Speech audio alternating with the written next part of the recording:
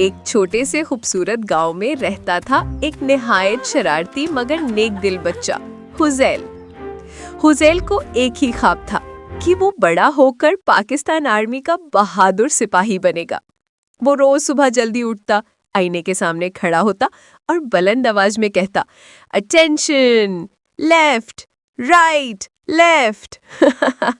अम्मी बावर्ची खाने से हंसती हुई आवाज लगाती, अरे वाह सिपाही साहब, पहले नाश्ता तो कर लो। खाली पेट तो तुम दुश्मन नहीं, बस भूख से हार जाओगे।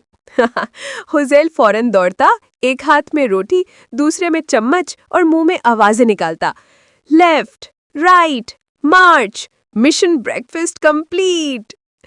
उसी वक्त दरवाजे पर दस्तक हुई। वो था उसका कजिन और सबसे अच्छा दोस्त मोहम्मद बिन नादिर।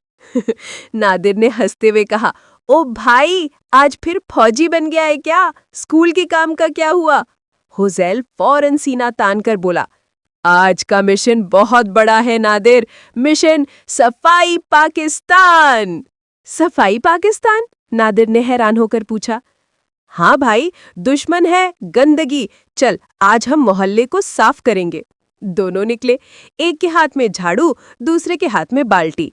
रास्ते में एक अंकल का बैग गिरा। हुजैल दौड़ता हुआ गया और नारा लगाया, मैं आर्मी सिपाही हुजैल, ऑपरेशन बैग बचाओ शुरू। अंकल हंस पड़े और बोले, शुक्रिया बेटा, तुम दोनों बहुत नेक बच्चे हो, अल्लाह खुश रखे। हुजैल ने फक्र से कहा, सर ये तो हमारा फर्ज है। कुछ देर बाद वो दुकान पर पहुंचे। दुकानदार ने गलती से 5 रुपए ज्यादा वापस कर दिए।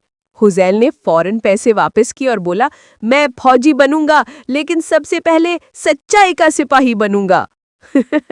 नादिर ने कहा, वाह भाई, यही तो असल बहादुरी है।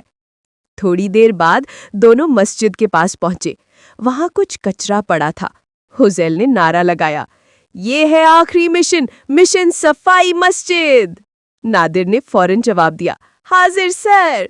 दोनों ने मिलकर मस्जिद साफ की।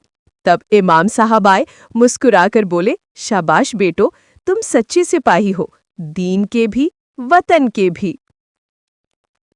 शाम ढल रही थी। आसमान नारंगी हाशनी में नहा गया था।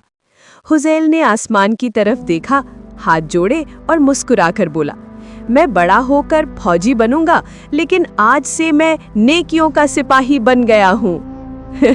नादिर ने कहका लगाया, और मैं तुम्हारा नायब कप्तान हुजैल साहब। दोनों की हंसी गूंजी।